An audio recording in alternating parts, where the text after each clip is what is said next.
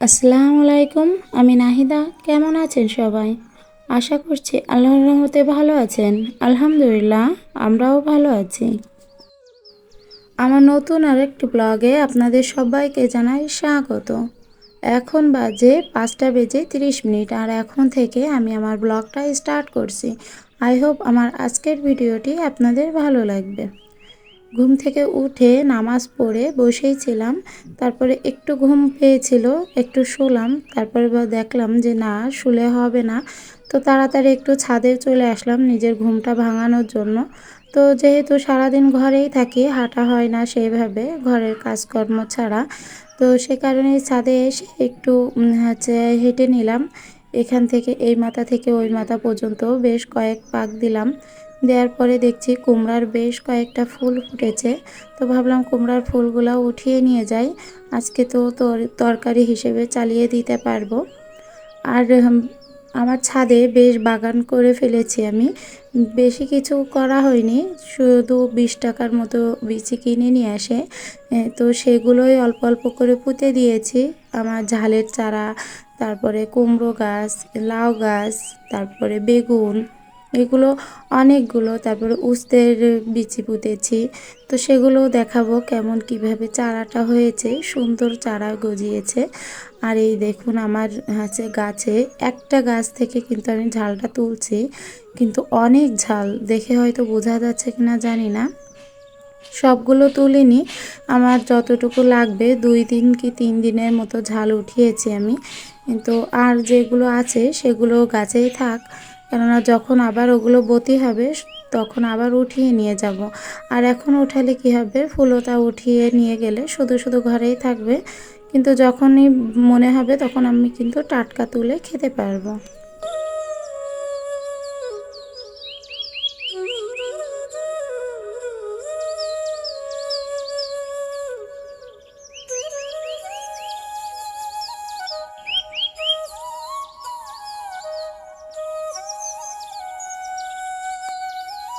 আমি যখন পুরাতন বাসায় ছিলাম তখন আমার খুব ইচ্ছা হতো যে আমি সবজি গাছ লাগাবো এবং সেখান থেকে আমার বাসার সবজিটা আর কি বাইরে থেকে কেনা লাগবে না, সেখান থেকেই নিতে পারবো।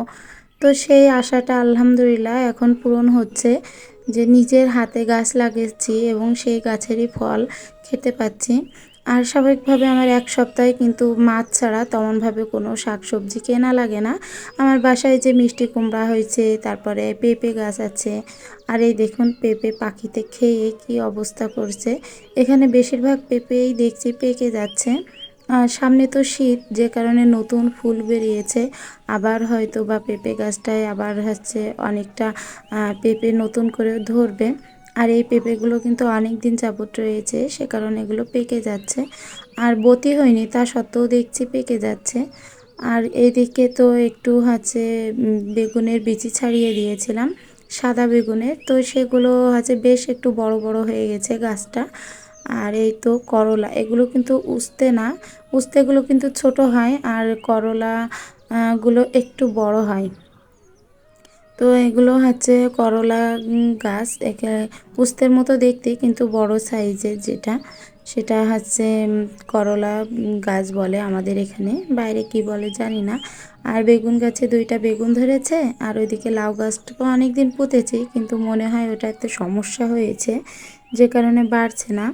তো এই তো মিষ্টি কুমড়ার ফুল উঠিয়েছি, আর ঝাল অতগুলো উঠিয়ে নিলাম, নিয়ে নিচে চলে আসছিলাম। এসে আমার ছেলের জন্য দ্রুতভাবে ভাতটা রেডি করলাম। তো ও চলে যাবে 7টা, 7:30টার দিকে, ওর বাবাও চলে যাবে ওই একই টাইমে, দুইজনেই বেরোয় যাবে।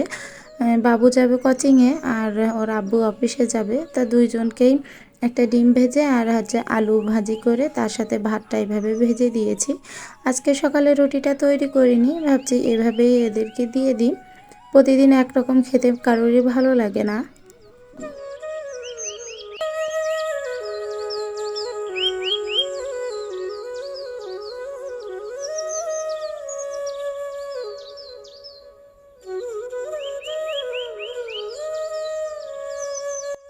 আমি আমার বাচ্চাকে সবসময় শেখাই যে কাজটা তুমি করবা সেটা কিন্তু ক্লিয়ারভাবে করবা।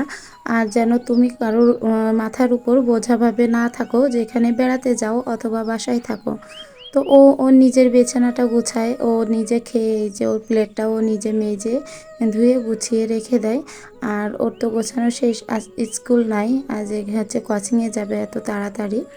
তো আমি রান্না করতে যাওয়ার আগে এই লেবুটা নষ্ট হয়ে যাচ্ছিল, তো ভাবলাম লেবুটা কেটে যদি খোসাটা ছাড়িয়ে রাখতে পারি তাহলে কিন্তু এই লেবুটা খাওয়া হয়ে যাবে। আমি না খেলেও আমার বাসার সবাই খেয়ে নেবে, কিন্তু লেবুটা যদি আমি কেটে না রাখি তাও অলরেডি 2টা লেবু তো এমনিই ফেলে দিতে হয়েছে, আর এই 2টাও হয়তো ফেলে দিতে হবে। তো সেই কারণে আগে দ্রুত কেটে নিলাম। আর ওইদিকে গাছ থেকে যে পেঁপেটা নিয়ে আসছিলাম পাকা পেঁপে, সেটাও কেটে রেখেছি। সেটাও হচ্ছে বাবু যখন কোচিং থেকে আসবে এসেই জিজ্ঞেস করবে আম্মু খাওয়ার কিছু আছে কি না। তো ওকে যদি এই 2টা দেওয়া হয় ওর পছন্দ অনুযায়ী ও নিজে নিজে খাওয়া শুরু করবে। আর এদিকে কুমড়ার ফুলটা একটু পরিষ্কার করে নিচ্ছি। আগের দিন তো হচ্ছে মুখটা কাটতে ভুলে গিয়েছিলাম, ভেবেছিলাম যে মুখটাও হয়তো ভাজি হয়ে যাবে, কিন্তু দেখছিলাম যে না, একটু শক্ত থেকে গেছিলো। তো সে কারণে আজকে ওইটা ফেলে দিচ্ছি। আর এর ভিতরে যে আছে পরাগ থাকে সেই ফুলটা ফেলে দিচ্ছি। ওই ফুলটা হচ্ছে নেওয়া যায় না। তো এটা কিন্তু আমাদের এখানে বাজারেও কিনতে পাওয়া যায়। আর এখানে হচ্ছে আমি গ্রামে যখন ছিলাম তখন জানতাম না যে এগুলো বিক্রি হয়। এখন টাউনে থেকে অনেক কিছুই দেখি যে সবই প্রায় বিক্রি হয়। তো যাই হোক, ছাদে একটু কিছু বুদ্ধি করে সবজি লাগিয়েছিলাম, তো সেই কারণে কিন্তু আমাকে খুব বেশি একটা সবজি কিনে খাওয়া লাগে না।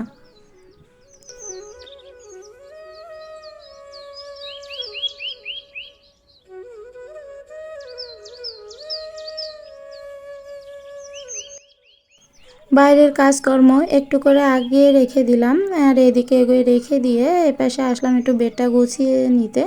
তো মনিরে এত করে বলছি যে আম্মু তুমি সরে যাও, কিন্তু ও সরবে না। ও হচ্ছে ভীষণ পরিমাণে রাগী।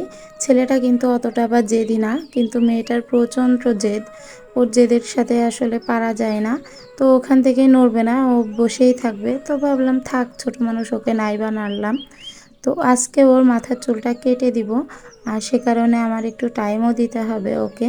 তো বেডটা ঝেড়ে গুছিয়ে নিয়ে এইদিকে হচ্ছে আমার যে বসার জায়গাটা এটা একটু করে গুছিয়ে নিচ্ছি। আর ঘরদোর এত পরিমাণে ঝাড়া পোছা করতে হয়, তারপরেও ময়লাটা কিন্তু থেকেই যায়। আমাদের নিজেদের মতো করে যদি আমরা চালাতে পারতাম সম্পূর্ণ জিনিসটা, তাহলে দুনিয়াটা হয়তো আরও রঙিন হয়ে উঠতো। অনেক কিছুই ভাবা হয় কিন্তু করা হয়ে ওঠে না।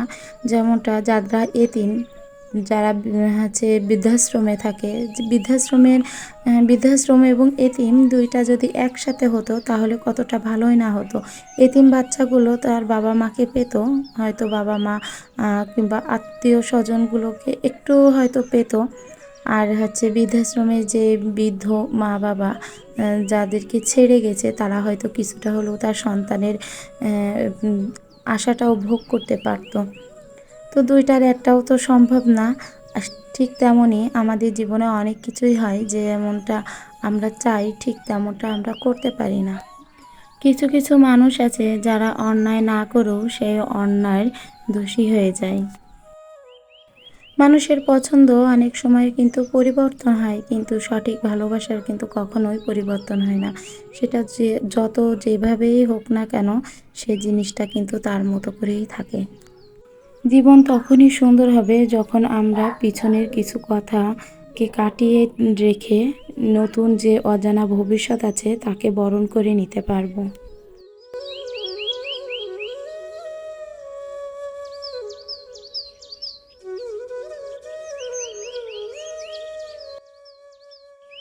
ঘরের কাজগুলো কমপ্লিট করে এসে এবার রান্না করতে চলে আসলাম। তো আমি সকালেই চুলাটা লেপে রাখছিলাম, তো সেটা আর শেয়ার করা হয়ে ওঠেনি।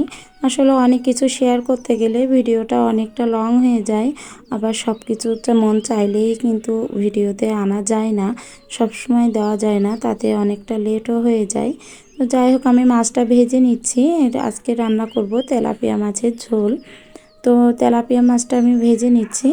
আর হচ্ছে করব তেলাপিয়া মাছ ভাজার পরে যে কুমড়োর ফুলটা উঠিয়েছিলাম সেটা ডিম দিয়ে হচ্ছে একটু বড়া করব। তো যারা ডিমের বড়াটা পারেন না, আমার আগের একটা ভিডিওতে দেওয়া আছে যে মিষ্টি কুমড়ার বড়াটা কিভাবে তৈরি করতে হবে, তো সেটা প্লিজ একটু কষ্ট করে দেখে নেবেন। আর এই তো ডিমের বড়াগুলো খেতে কিন্তু ভীষণ ভালো লাগে, এই কুমড়োর ফুলের বড়া।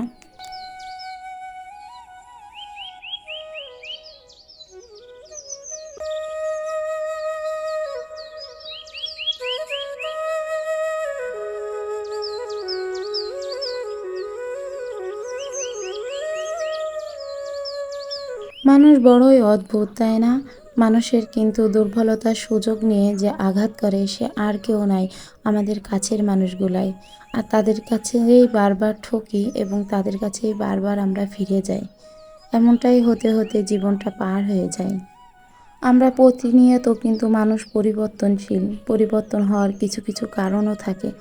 এমনটা হয় হয়তো অনেক যন্ত্রণা পেয়ে পেয়ে আমরা নিজেরা এক পর্যায়ে যে যোদ্ধা হিসেবে দাঁড়িয়ে গেছি, যে প্রত্যেকটা জিনিসই নিজেকে যোদ্ধার মতো করে হচ্ছে মেনে নিতে হয়, অথবা সেটার সাথে ফাইট করতে হয়।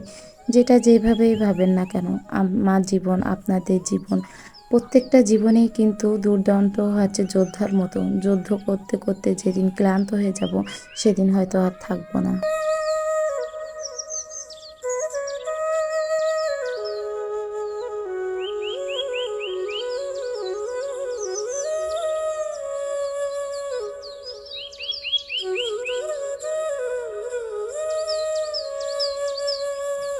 মাছ ঝোলের জন্য আমি মশলাটা কোনো রকম হালকা করে কষিয়ে নিয়েছি। কষিয়ে নিয়ে তারপর পানিটা দিয়ে দিয়েছি এবং এ পর্যায়ে মাছটাও দিয়ে দিলাম। এটা আস্তে আস্তে ফুটবে, মাছেও ভালো করে জালটা হবে। আর এদিকে সকালের খাবারটা তো এখনও খাওয়া হয়ে ওঠেনি, তো আমি আজ পান্তা ভাত খাবো বলে ভাতে পানি দিয়ে রেখেছিলাম। তো সে কারণে আমি পান্তা ভাতের সাথে একটা পেঁয়াজ, একটা ঝাল আর 2টা কুমড়ো ফুলের বড়া নিয়েছি। নিয়ে এটাই হচ্ছে আজকে খাওয়া হয়ে যাবে। এই পান্তা ভাতটা কিন্তু শুধুমাত্র আমার জন্য, আমার বাসার কেউ আর তেমন খাবে না। তো ওদের জন্য তো গরম ভাতই আছে, আর রাত্রের যে ভাতটা ছিল আগে সেটা তো ছেলে এবং ওর বাবাকে দুইজনকে দিয়ে দিয়েছি ভাত ভাজি করে। আর যে কয়টা ছিল সে কয়টাই তো আমি পানি দিয়ে রেখেছিলাম যাতে আমি একটু পান্তা খেতে পারি। তো যাই হোক, আমার হচ্ছে সকালকের খাবারটা কিন্তু ওই 12টা 12:30টার ভিতরে আমার হয়। আর সম্পূর্ণ কাজটা গোছানোই হয়ে যায় 12:30টার ভিতরে। তারপর থাকে গোসল করা আর বাদ বাকিটা জোহরের নামাজ পড়া। তার ভিতরে একটু ভিডিও এডিট করি, ঠিক হ্যাঁ সে 12:30টার পরে আমি একটু সময় পাই। তো ভিডিও এডিট করে ভয়েস দিয়ে তারপরে কিন্তু আমি গোসল করে নামাজটা পড়ি। আর তারপর আমার হাজব্যান্ড আসে অফিস থেকে, বাবু আসে স্কুল থেকে, সেই মুহূর্তটা অনেকটা ব্যস্ত হয়ে যায়। তো সেই মুহূর্তটা কিন্তু আমি ক্যামেরা করি না। আর হচ্ছে তারপর মেয়েটাকে একটু ঘুম পাড়াতে যে নিজেরও চোখটা লেগে আসে সারাদিনের যে ক্লান্ত ভাবটাই, যে কারণে আমিও একটু ঘুম দিয়ে নিই। আর বিকালের দিকে উঠে এই তো কাপড়গুলো একটু ভাঁজ করে নিচ্ছি, আর ভাঁজ করে নিয়ে তারপর হচ্ছে বাদ বাকি কাজটা করব।